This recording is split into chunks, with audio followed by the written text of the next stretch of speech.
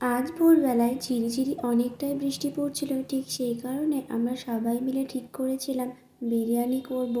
যেমন ভাবা তেমন কাজ। বাবা তাড়াহুড়ো করে বিরিয়ানির সব সরঞ্জাম এনে দিল, আর আমিও জোর কদমে বিরিয়ানি করতে শুরু করে দিলাম।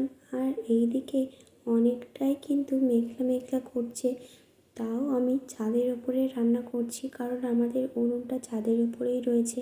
আমি যে বিরিয়ানি করতে পারতাম সেটা একদমই নয়। আমার এই বিরিয়ানি করা শেখাটা কলকাতায় গিয়ে, আমি যখন আমার বরের সঙ্গে চলে গিয়েছিলাম, ঠিক তখন কিন্তু কলকাতায় প্রায় 1 বছর মতো ছিলাম। আর আমরা যাদের কাছে থাকতাম ঠিক তাদের কাছেই কিন্তু আমি এই বিরিয়ানি রান্নাটা শিখেছিলাম। আর এই কথাটা মনে হয় সত্যি যে প্রত্যেকটা মানুষকে কিছু না কিছু কাজ শিখে রাখা অবশ্যই উচিত। কোন দিন যে এই কাজটাই তোমার কাজে লেগে যাবে। আর তোমাদের আমার ভিডিও কেমন লাগে অবশ্যই কিন্তু কমেন্টে জানিয়ে দিও। আর তোমাদের এই বৃষ্টির দিনে কে কী খেতে পছন্দ করো অবশ্যই কমেন্টে জানিও।